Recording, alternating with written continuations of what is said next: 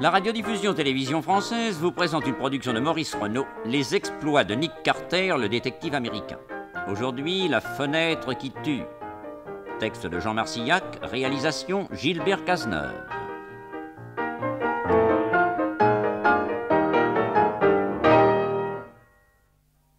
Ici Maurice Renaud. Bonsoir mesdames, bonsoir mesdemoiselles, bonsoir messieurs. Rassurez-vous, je ne vais pas retarder longtemps l'audition de ce troisième exploit de Nick Carter. Mais plusieurs auditeurs et auditrices nous ayant déjà écrit pour nous demander de leur indiquer quelle était la référence du disque auquel nous avons emprunté notre indicatif musical, cet entraînant morceau que Nick Carter et son neveu Jack prennent plaisir à jouer chaque fois qu'ils ont remporté une nouvelle victoire, nous voulons tout de suite les renseigner. Comme la complainte que jouait à l'orgue de Barbarie dans Baker Street le vieux John des enquêtes de Sherlock Holmes, comme la valse très belle époque qu'interprétait l'orchestre au cours du bal où s'annonçait Arsène Lupin, gentleman cambrioleur, le joyeux cakewalk que tapent Nick et Jack Carter est une création originale du même compositeur, Daniel Janin, qui dirige actuellement tous les soirs dans un grand music hall parisien une formation de 18 musiciens de jazz dont il est l'animateur. Nous espérons que cet air que nous avons baptisé Nicky Walk fera d'ici peu l'objet d'un enregistrement sur disque, et nous ne manquerons pas alors d'informer tous ceux d'entre vous que cette question intéresse. Et maintenant, je cède vivement la parole à Jack Carter qui est près de moi et qui est très impatient de vous conter le nouvel exploit de son cher oncle Nick, la fenêtre qui tue. Bonsoir, c'est Jack Carter qui vous parle. Vous savez, le neveu de Nick Carter. J'ai devant moi une pile de journaux qui date de juin 1905 et qui donne un tas de détails sur l'un des exploits les plus étonnants de mon oncle Nick. À cette époque-là, la renommée d'un détective anglais, un certain Sherlock Holmes, avait déjà traversé la mare au hareng. Mais j'aime autant vous dire qu'à l'occasion de l'affaire en question, Nick Carter s'est montré dans le domaine des déductions au moins aussi formidable, sinon plus, que son confrère de Londres. Donc ce soir-là, l'oncle Nick était allé voir le spectacle du grand cirque Ajax qui avait dressé son chapiteau pour 2 mois au milieu du jardin d'été, en plein New York.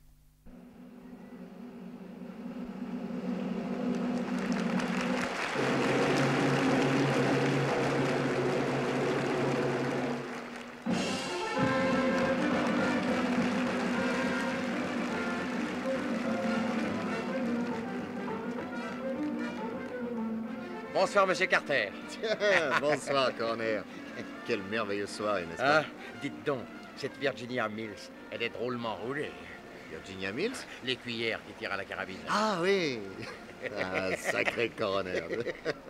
Vous vous intéressez toujours aux jolies filles, à ce que je vois. Non seulement elle est très belle, mais son numéro de tir debout sur un cheval au galop est une chose étonnante. Ah oui. Dis donc, quand on est le mari d'une fille comme ça, vaut mieux ne pas la tromper. Ça, elle vous rattrape pas. Voyez-vous, ce que j'ai surtout apprécié, moi, c'est le dressage des tigres. Il faut reconnaître qu'il n'a pas peur, ce gars-là. Bertram Hooks, vous avez vu ce courage, ce sang-froid. Figurez-vous que nous sommes des amis de jeunesse. Non. Si, nous avons fait nos études ensemble à Oxford. Quoi? Ce dompteur est un universitaire? Oh, ne vous y trompez pas, c'est un type très fin. Il est anglais et officier de l'armée des Indes. Nous nous sommes rencontrés l'autre jour. Ravi de nous revoir, vous pensez? Alors je viens de l'applaudir, je vais aller le féliciter. Alors je vous laisse. À bientôt, monsieur Carter. À bientôt, Corner.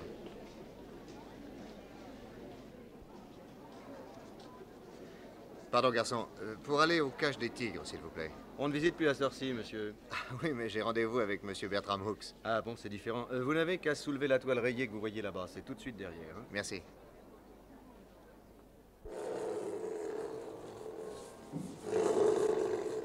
Hello, Nick. Hello, Bertram. Que je t'embrasse. Tu sais que ton numéro est sensationnel. Ah, ça t'a plu?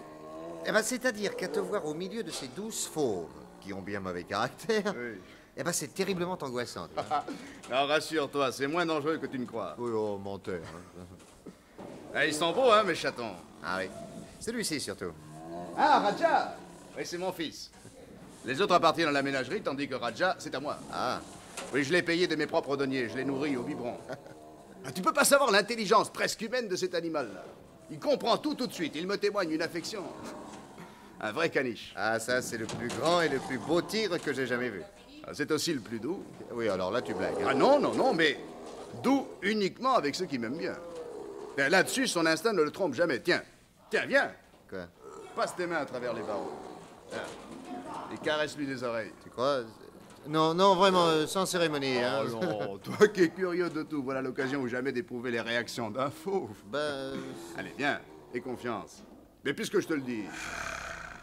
Voilà. Et flatte-lui le col. Tu vois que tu lui plais. Oui, en effet. Bon, dis donc, on va boire un verre? Ouais. Il faut que je te parle. Ah oui, tiens, au fait, j'avoue que ton petit mot m'a un peu intrigué. Mais si tu ne vois pas d'inconvénient, nous irons chez moi. D'accord. Et ça t'ennuiera pas de faire le chemin en compagnie d'un tigre? Hein? Non, je ne laisse jamais Raja à mes garçons de cage. Je l'emmène toujours avec moi, il passe la nuit sur ma descente de lit. Comment, tu n'habites donc pas une roulotte?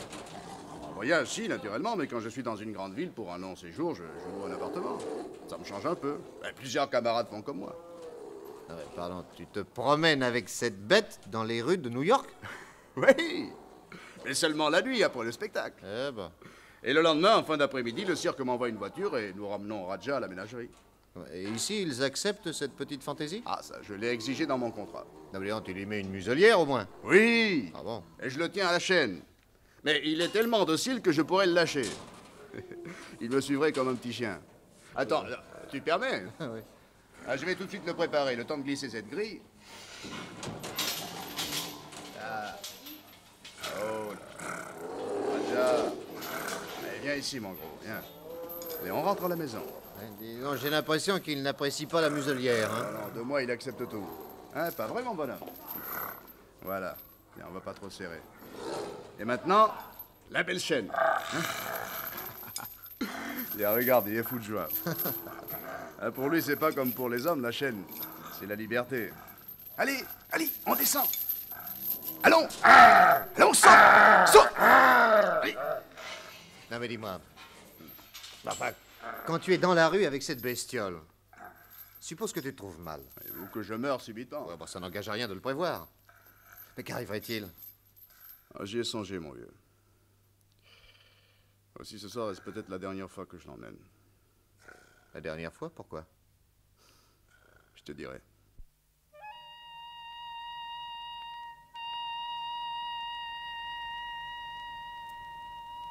L'oncle Nick et son ami s'en allèrent, suivis du tigre tenu en laisse. Sur leur route, inutile de vous le dire, les rares passants changeaient de trottoir. 10 minutes plus tard, ils s'arrêtaient devant un immeuble de la 28e rue. Bertram eut du mal à ouvrir la porte d'en bas. Il se trompa de couloir, et au 3e étage, il chercha longuement la porte.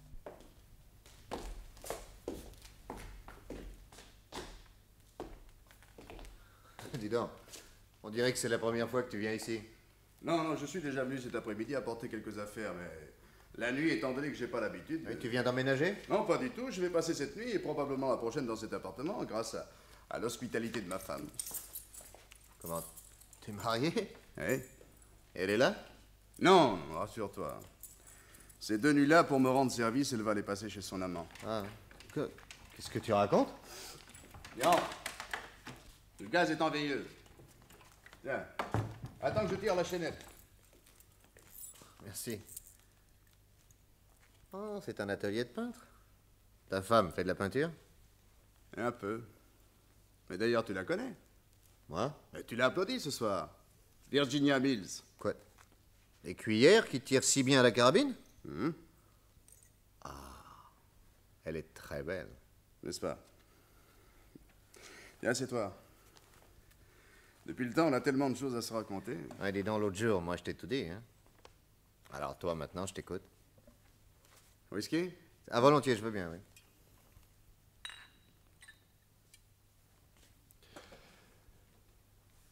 Et après Oxford, comme je te l'avais écrit, je me suis engagé dans l'armée des Indes. Et au bout de 24 mois, j'étais lieutenant. Tu as participé à des coups durs? Ah, j'étais là pour ça.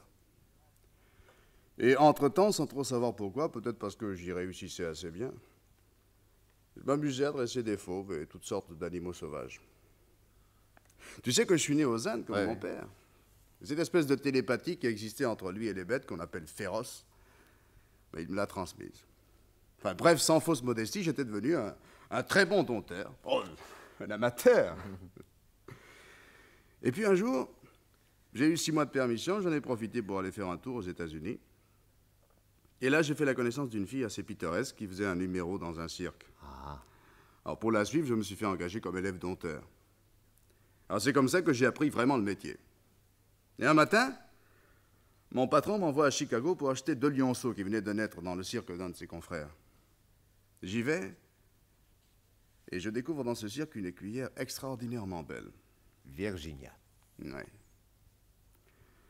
On tombe amoureux fou l'un de l'autre.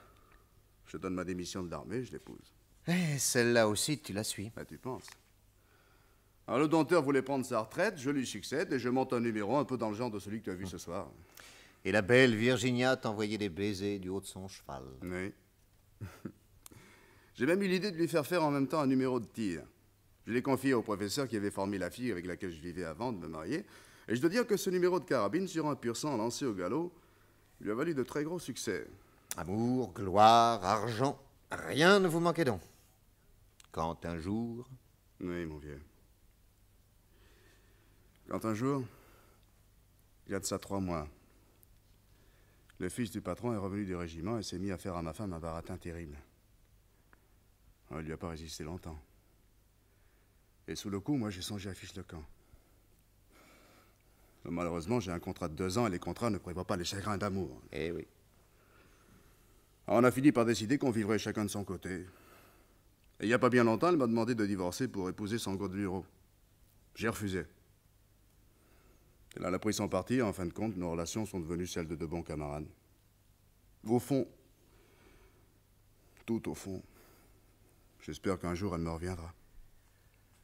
Mais pourquoi ce soir es-tu venu chez elle? Oh, une chose idiote. La nuit dernière, il y a eu une fuite inexplicable dans mon appartement. Ça a été dans ma chambre une véritable inondation. Murs, tapis, matelas, sommiers trempés. Le temps que ça sèche, elle m'a offert l'hospitalité. Pourquoi n'as-tu pas été à l'hôtel? On m'aurait pas accepté avec mon tigre. Et ta roulotte? On est en train de la repeindre. Mais ici, avec mon Raja à mes pieds, je serais très bien. Ouais. Alors, vieux, il paraît que tu as quelque chose à me dire. Oui, Nick. Je me souviens de nos 18 ans. Des heures magnifiques que nous avons vécues ensemble. Et quand je t'ai retrouvé, j'ai eu l'impression que c'était le ciel qui t'envoyait. Parce que? Mais parce que je vais mourir. Qu'est-ce que tu chantes? Non, écoute, je ne suis ni en mauvaise santé, ni sur les nerfs, ni victime de mon imagination. Non, sais-tu ce que c'est qu'un pressentiment? Oui. Eh bien, j'ai depuis quelques jours le pressentiment de ma mort. Oui, une espèce d'angoisse qui m'étreint, qui m'empêche de respirer légèrement. Tu comprends? J'ai l'impression de marcher sous un ciel de plus en plus bas qui finalement va m'écraser. Enfin, quoi? Quelqu'un t'a fait des menaces? Mais non. Bah alors, tu as des ennemis. Comme tout le monde quand on réussit. Tu as reçu des lettres anonymes? Oh, ça ne m'impressionnerait pas du tout. Bon alors? Alors j'ai peur. De tes bêtes? Il n'y a qu'avec elle que je me sens en sécurité. Oui, toi, tu fais de la neurasthénie, hein? Bon, je ne sais pas. Ah, faut voir un docteur, mon vieux. Un psychiatre, ils sont tous cinglés. Bertram, as-tu remplacé ta femme? Non. Je suis toujours fou d'elle. Bon. Alors, qu'est-ce que je peux faire pour toi? Écoute. À part toi, il n'y a qu'un seul être qui ait de l'affection pour moi. C'est Raja. Je n'ai que vous 2 au monde. S'il m'arrivait quelque chose, je voudrais que tu le gardes auprès de toi. Le premier contact que vous avez eu tout à l'heure quand il était dans sa cage m'a confirmé ce que je pensais.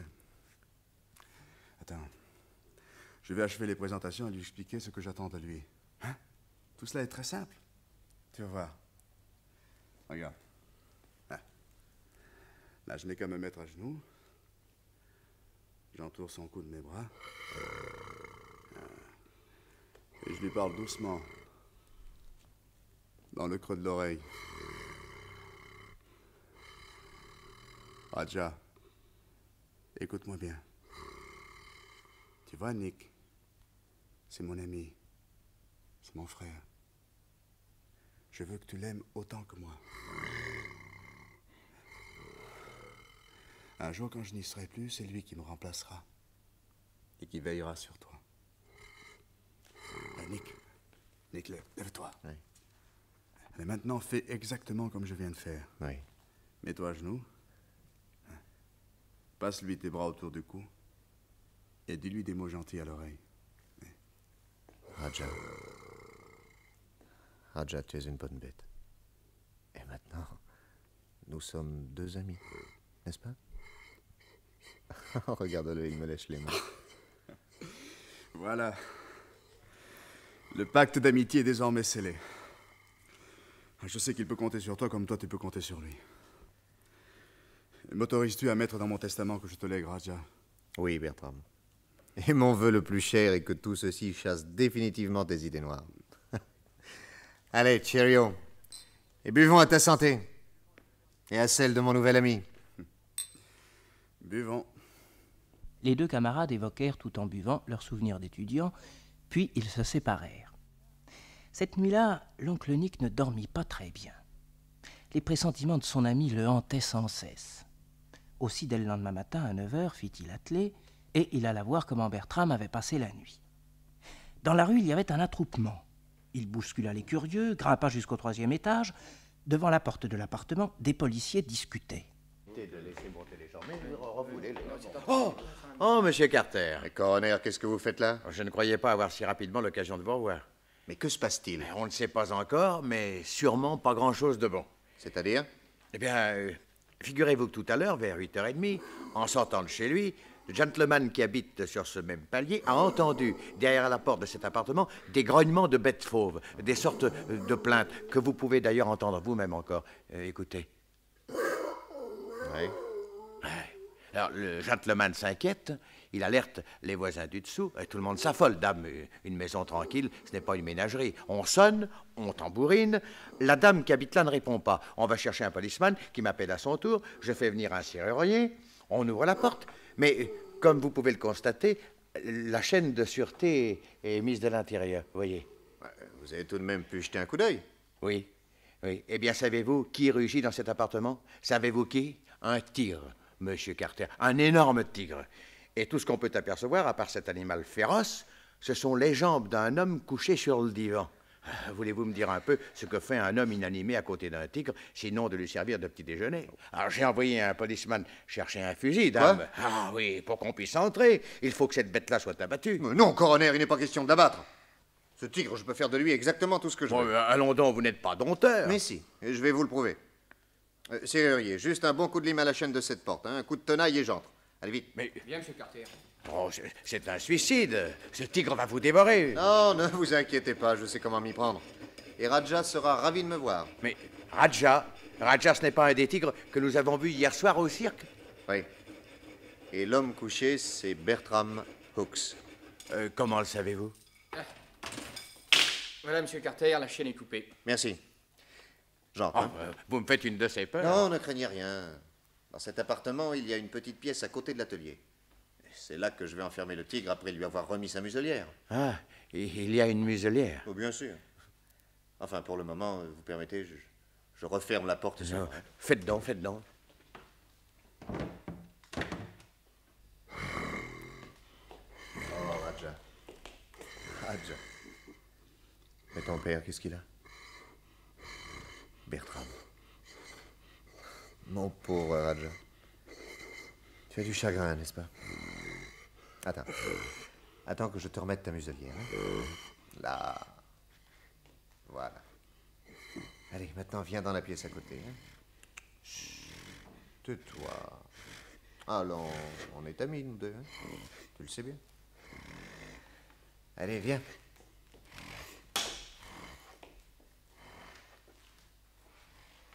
Ici, tu seras très bien. Sois sage, hein? Couche là. Couchez. Oui. Oui, tu es beau. À tout à l'heure.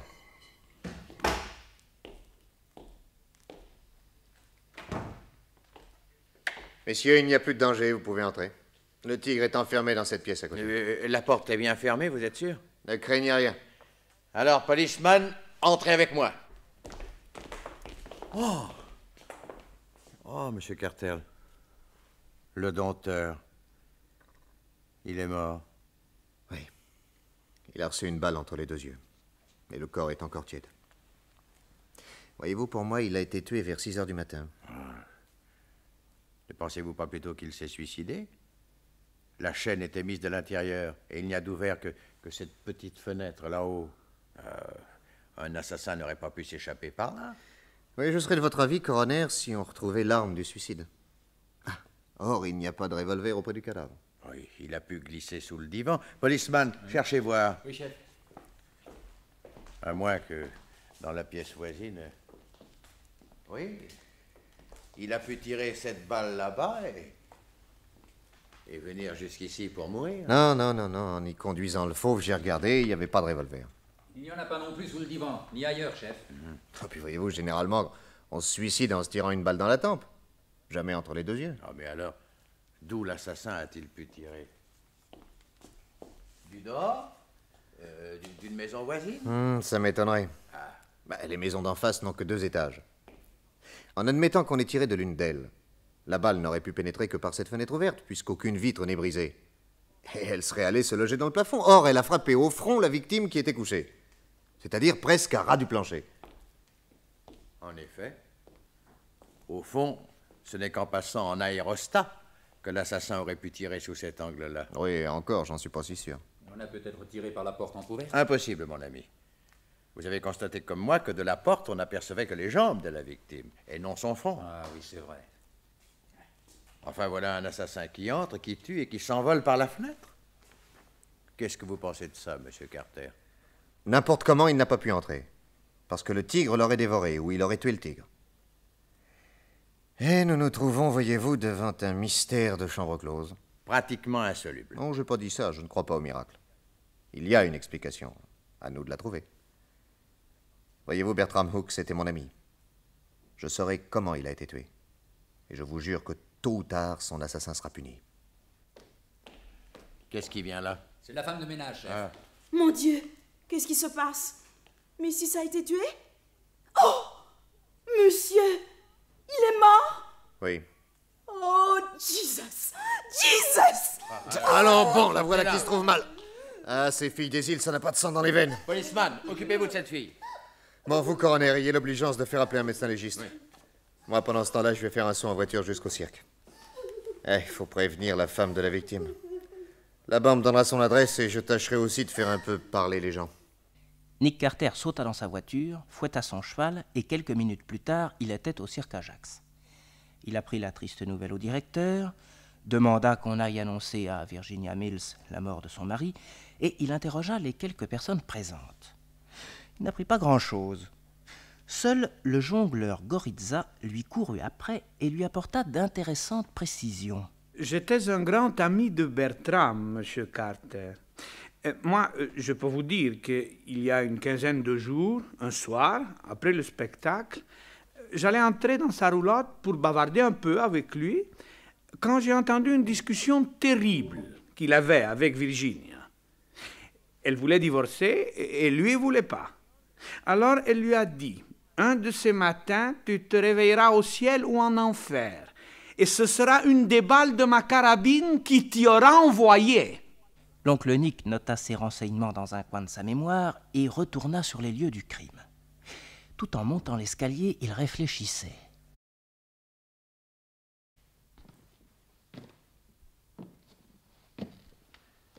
Qui sait si, pour se libérer et épouser son amant, cette Virginia n'a pas tiré sur son mari.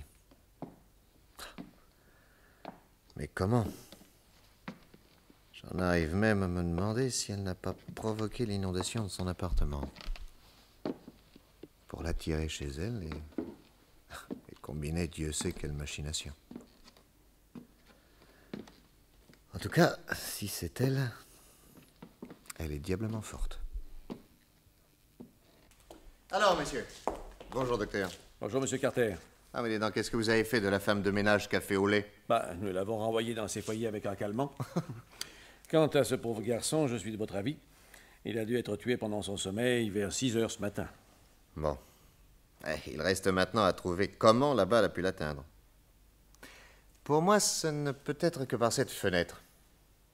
Pourtant, placée à plus de 3 mètres du sol, quand on la regarde de l'endroit où se trouve la tête de la victime, on ne voit que du ciel.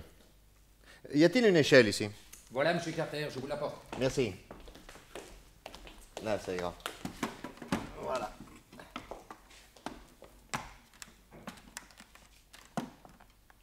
Tiens, tiens. Quoi donc? D'où vous êtes, coroner? Voyez-vous ces deux petits trous percés sous la charpente supérieure du cadre de la fenêtre? Oui. Ils n'ont pas plus d'un demi-centimètre de diamètre. Et visiblement, ils ont été faits pour y recevoir des vis. Des vis?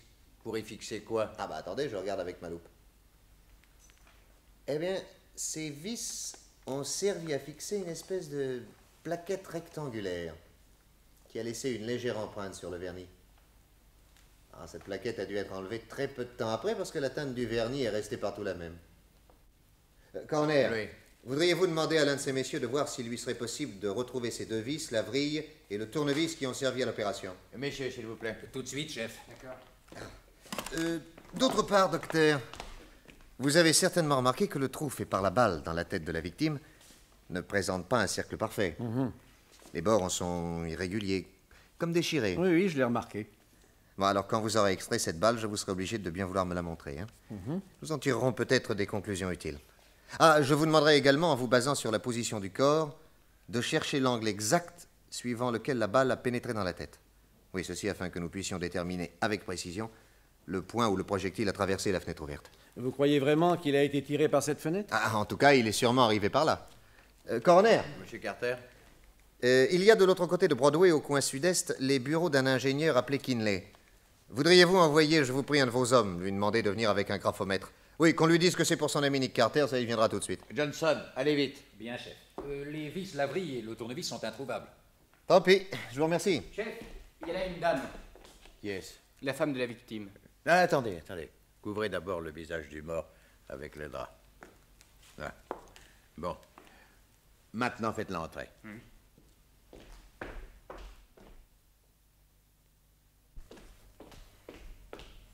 Messieurs, on m'a mise au courant. Que lui est-il arrivé? Il a reçu une balle entre les deux yeux, madame. Et peut-être pourrez-vous nous aider à découvrir comment elle a réussi à l'atteindre. Moi, monsieur? Mais je ne suis pas policier. Puis-je le voir? Bien sûr. Regardez. Mon Dieu. C'est épouvantable. Asseyez-vous, madame.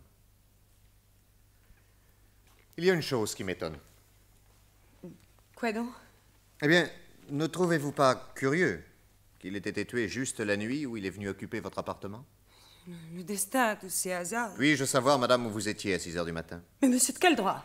Monsieur Nick Carter, madame, possède la plaque remise par Washington aux policiers privés reconnus par le gouvernement. Il vous a posé une question. Je vous prie de répondre. À 6 heures du matin, j'étais chez monsieur David King, 34e avenue, numéro 125. Il vous le confirmera. Y a-t-il d'autres témoins? Généralement, monsieur, à 6 heures du matin, il n'y a guère plus de 2 personnes dans une chambre à coucher. L'ennui, c'est que le témoignage de M. King peut sembler légèrement sujet à caution. On est difficilement juge et partie, n'est-ce pas? King est copropriétaire avec son père du cirque à Jacques. Son honorabilité ne peut être mise en question. J'aime à vous l'entendre dire. Ah, voici M. Kinley. Bonjour, messieurs. Bonjour, Kinley. Dites-moi, j'ai besoin de votre aide, mon vieux. Mon pauvre ami Bertram Hooks vient d'être assassiné. Oh.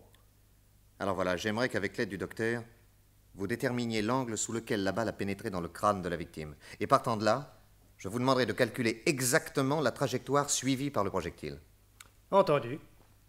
Un quart d'heure plus tard, Kinley appelait Nick Carter. Monsieur Carter, si vous voulez bien regarder dans le viseur de mon graphomètre, vous allez découvrir quelque chose qui va vous étonner. Quoi donc? Avant de vous répondre, laissez-moi vous poser une question. Je vous en prie. Si je comprends bien, vous pensez que la balle qui a frappé la victime a été tirée par la fenêtre? Oui. Eh bien, en regardant dans l'objectif, vous constaterez que la balle n'aurait pas pu passer par cette fenêtre sans laisser sur le cadre une trace de son passage. Vous en êtes sûr? Mes calculs sont précis à 1/4 de millimètre près. Voyons ça. Regardez. En effet, c'est exact. La balle vient en ligne droite du châssis lui-même. Et non du dehors. Oui, autrement dit, pour atteindre la victime, il aurait fallu que l'assassin tire du toit à travers le châssis. Ah oui, mais le châssis n'est pas percé, sauf par les 2 petits trous destinés aux vis dont nous avons parlé tout à l'heure. Curieux. Décidément très curieux. L'assassin étant sur le toit, n'a-t-il pas pu passer le bras à travers la fenêtre pour faire feu sur la victime endormie? Oui, étant donné la distance entre le toit et la fenêtre, même un acrobate n'y parviendrait pas. Il reste donc, messieurs, une seule explication possible. Si vous avez mis le doigt dessus, alors là, une fois de plus, Monsieur Carter, je vous tire mon chapeau. Je vous ai montré ces deux petits trous. Oui? Eh bien, en examinant la surface du bois, j'ai constaté tout à l'heure qu'un objet plat et poli, probablement une petite plaque rectangulaire et métallique, a été fortement appliqué ici, sous la traverse supérieure du châssis de la fenêtre. Oui, bon. Et alors? Pour moi, cette plaquette a été vissée là avant que la balle ne soit tirée. Et elle a été enlevée après. Mais comment a-t-on pu l'ôter, en supposant qu'on l'y ait mise? Et à quoi aurait-elle servi? À recevoir la balle tirée d'en bas et à la faire dévier. Diable. Il y a gros à parier que cette plaquette d'acier a été vissée ici à la suite de calculs très précis. Pour que du dehors de la rue, peut-être, une personne puisse tirer dessus et que la balle, en ricochant sur le métal poli, soit déviée sur le but désiré. Vous allez loin. Et dans ce cas particulier, coroner, c'est la seule explication possible. Mais bien invraisemblable. Mais pas du tout. Non, parce que moi, je l'ai vu faire. Il y a quelques années, dans un cirque. Par une métisse. Hein? Oui, elle fixait à un endroit calculé une plaque d'acier poli et légèrement incurvée. Elle tirait dessus, et la balle était déviée exactement comme l'est une boule de billard, par la bande. Je suis sûr qu'un habile tireur, enfin disons mieux, une tireuse habile, telle que Madame Virginia Mills, par exemple, peut réussir cette performance à tous les coups. De là à insinuer que j'ai assassiné mon mari de cette façon-là, il n'y a qu'un pas. Je n'accuse pas encore, madame. Je cherche. Alors ne cherchez pas de mon côté, monsieur Carter. Car jusqu'ici, je n'ai même pas encore essayé ce genre de tour. À l'heure actuelle, il n'y a que 2 ou 3 personnes au monde à le réussir. Entre autres, la métisse dont vous venez de parler. Je peux même vous dire son nom. Moira Bax. Vous l'avez vue travailler? Non. Je n'ai même jamais essayé de la voir. Cela m'aurait été peu agréable. Pourquoi? Parce qu'avant de m'épouser, mon mari a vécu avec elle. Ah, c'est elle. Oui, en effet, il m'en a vaguement parlé. Il n'aimait guère s'attarder sur cette période de sa vie. Bref, Monsieur Carter, si nous admettons l'existence de cette plaquette d'acier, comment, selon vous, a-t-on pu la poser et l'enlever après le crime? Pour moi, un tel assassinat n'a pu être combiné que par une personne ayant l'accès libre de cet appartement. Autrement dit, un familier. Voilà. Qui voyez-vous, madame? Personne. À part Jézabel, ma femme de ménage, et moi. Je ne vois pas ma pauvre Jézabel combinant un forfait de cette sorte, alors qu'elle n'est même pas capable d'astiquer un meuble correctement. Quant à moi, pourquoi aurais-je tué mon mari? Pour conquérir votre liberté. Allons donc, je le lui ai demandé en effet, il me l'a refusé, je n'ai pas insisté, et je m'en suis parfaitement accommodée. Je n'en suis pas si sûr. Vous avez même menacé de le tuer. Qui a pu vous raconter un tel mensonge? Lui? Non. Alors, si c'est au cirque, je suis obligée de vous dire que beaucoup d'hommes me courent après et n'obtenant rien de moi, il peut y en avoir qui se soient vengés en m'attribuant des propos que je n'ai pas tenus. Admettons-le, madame, pour le moment du moins. Quant à vous, Monsieur Carter, vous n'avez pas répondu à mes 2 questions. Comment a-t-on pu poser cette plaquette et l'enlever aussitôt après le crime? Eh bien, je pense qu'elle a d'abord été vissée solidement sur le cadre de la fenêtre. Ensuite, l'assassin a ôté l'une des vis et rempli le trou avec de la cire à cacheter. Oui, j'en trouve encore quelques miettes là. Oui.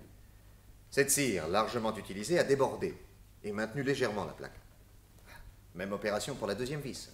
Mais que se passe-t-il alors? À 6 heures du matin, la balle est tirée d'en bas. Elle ricoche. Sous le choc, la cire se brise et la plaque tombe dans la rue. Examinez la façade de l'immeuble. Vous constaterez qu'un objet placé là-haut ne peut tomber que sur le trottoir. Et bien entendu, le tireur l'a ramassé. En somme, l'assassin a fait disparaître la preuve de son crime par le fait même qu'il le commettait. Exactement. Kinley, il ne vous reste plus qu'à faire les calculs nécessaires pour nous dire d'où la balle a été tirée. Je prévoyais cette question, monsieur Carter. Mes calculs sont faits, je peux vous répondre. La balle a été tirée de la maison d'en face, du deuxième étage, de la première fenêtre à droite. Nick Carter alla aussitôt voir la propriétaire et il l'interrogea sur le locataire de l'appartement où se trouvait la fenêtre en question. C'est une métisse, une Mme Turner, qui m'a loué il y a 15 jours. Elle m'a payé 3 mois d'avance, disant qu'elle partait en voyage, mais qu'une domestique viendrait régulièrement faire le ménage. Et cette dame est revenue? Je sais pas. Vous savez, ici, chacun a sa clé. Hein. On entre, on sort, et on s'occupe de personne. Je vous remercie, madame. Alors, l'oncle Nick a décidé qu'on allait se mettre en embuscade dans le logement de la mystérieuse locataire jusqu'à ce qu'elle revienne. J'ai pris la garde, puis Chick, puis Patsy, puis Black Joe, toute l'équipe de Nick Carter. Et voilà que le lendemain matin, à 9h, je venais de passer la nuit et l'oncle Nick arrivait aux nouvelles, quand il me serra brusquement le bras. Chut. Écoute. Quelqu'un met la clé dans la serrure. Cachons-nous. Oui, on entre. Enfin, on va savoir qui c'est. Mais c'est Jezebel, la femme de ménage de Virginia. Les deux femmes seraient-elles complices dans l'assassinat du mari? Ah, ça m'en a tout l'air. Jezebel observa longuement derrière les rideaux l'atelier de Virginia Mills. Puis elle s'en alla. 10 minutes plus tard, nous montions à l'atelier. Et la belle Virginia ne cacha pas sa stupéfaction en apprenant qui nous venions de voir. Réfléchissez, Monsieur Carter. Si Jezebel et moi, nous étions de connivence, sachant que vous avez découvert d'où est parti le coup de feu, je lui aurais interdit de remettre les pieds dans ce logement. C'était d'une prudence pour le moins élémentaire. Oui. L'avez-vous revue depuis la découverte du crime? Non. Elle ne vient que 3 fois par semaine. Mais dans quelles conditions l'avez-vous engagée? Elle est venue me faire ses offres de service. Et elle vous a dit qu'elle travaillait en face? Non. C'est vous qui venez de me l'apprendre. Bon, autre chose. La fille avec laquelle votre mari a vécu avant de vous épouser, cette Moira Bax, vous m'avez bien dit que c'était une métisse. Oui. Mais savez-vous si elle travaille en ce moment? Je crois qu'elle ne travaille plus du tout. Parce que? Mon mari m'a laissé comprendre que leur rupture avait été des plus douloureuses pour elle. Elle l'adorait. Et quand elle s'est retrouvée seule, elle s'est, paraît-il, laissée aller, rompant ses contrats, dégoûtée de tout. Donc, qu'elle ait tué Bertram par vengeance ne vous semblerait pas impossible? Je ne crois pas. Elle l'aimait comme une chienne. Une chienne est incapable de mordre son maître.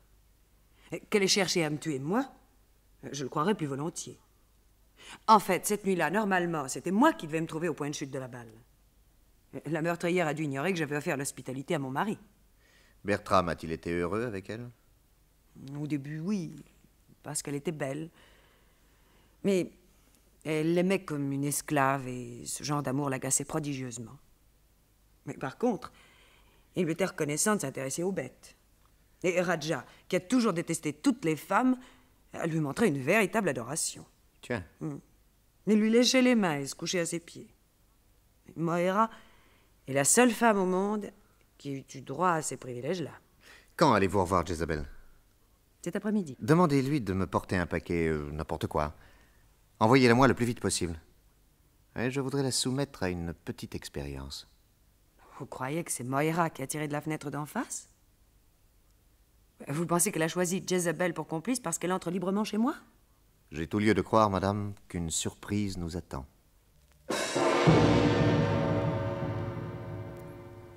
D'accord avec le directeur du cirque, l'oncle Nick avait emmené Raja, et en attendant qu'on lui prépare une demeure digne de lui, le tigre était logé dans la bibliothèque.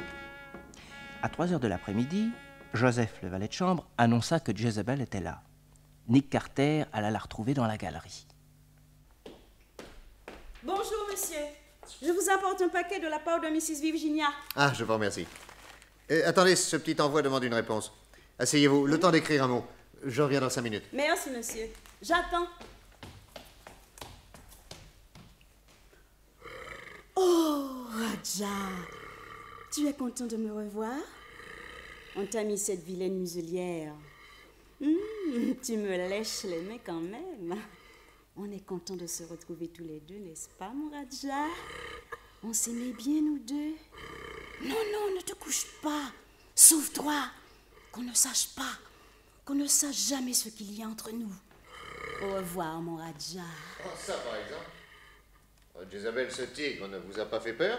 Oh, je n'étais pas très rassurée. Ah, surtout qu'il déteste toutes les femmes. Sauf une. Ah? Merci pour le paquet, Jezabel. Maintenant, sauvez-vous. Au revoir, Monsieur Carter. Au revoir, Jezabel. Je vous reconduis. À bientôt.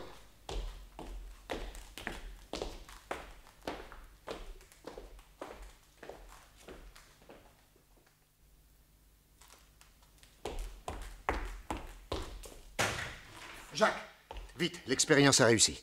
Elle vient de confirmer ce que je pensais. Le tigre lui a léché les mains? Oui, il n'y a pas de Jezabel. Jezabel, la métisse, n'est autre que Moira Bax, elle-même. Moira Bax qui a tué son ancien amant d'une balle de carabine. Allez, prends-la en filature. Oui. Elle se sent découverte et ne rentre certainement pas chez elle. Elle va nous mener, j'en suis sûr, là où elle a caché les preuves de son crime. Nous filons la meurtrière, elle nous mène à Harlem.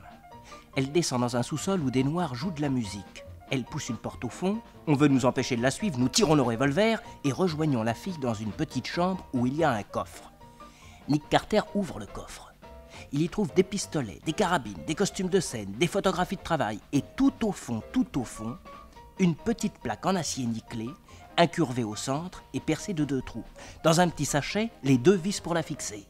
Moira hurle, proteste de son innocence, mais montrant sa plaque de police, Nick Carter l'embarque et la conduit directement au logement du second étage, en face de l'atelier de Virginia Mills.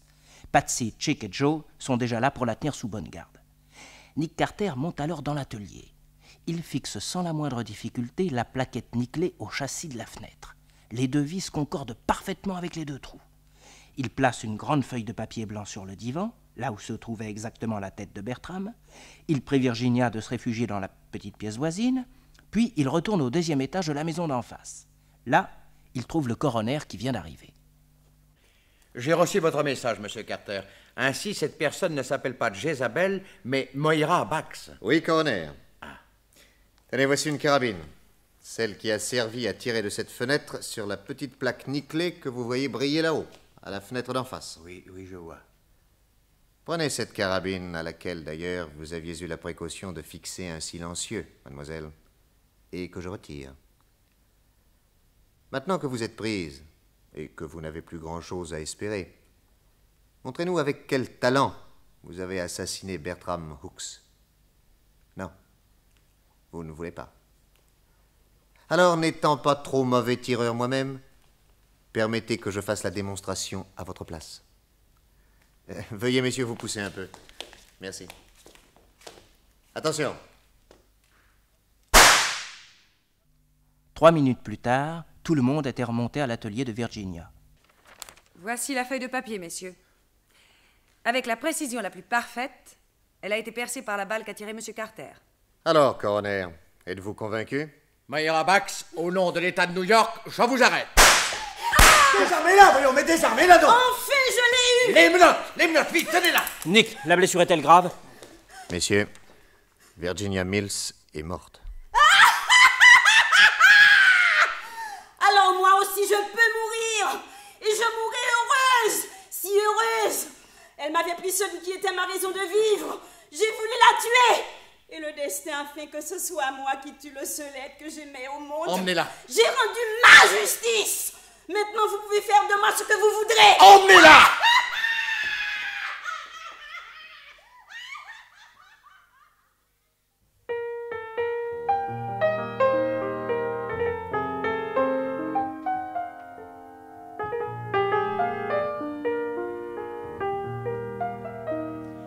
Dans la série Les exploits de Nick Carter, le détective américain, vous venez d'entendre La fenêtre qui tue, texte de Jean Marcillac. C'est une production de Maurice Renaud. Chef opérateur du son, René Cambien. Collaboration technique, Roger Amiot. Bruitage, Géo Valery. Assistante, Odette Brigane. Réalisation, Gilbert Cazeneuve. Avec, dans le rôle de Nick Carter, Michel Gatineau et Louis Arbessier, Jean-Marie Fertet, Maurice Ducasse, Jean Marconi, Albert Médina, Jacques Lassalle, Henri Jouff, avec Nathalie Nerval, Morena Casamance, Raymond Vattier.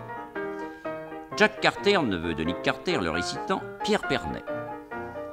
Vous entendrez vendredi prochain à 20h30 sur cette même chaîne un nouvel exploit de Nick Carter, les 2 morts de Coney Island.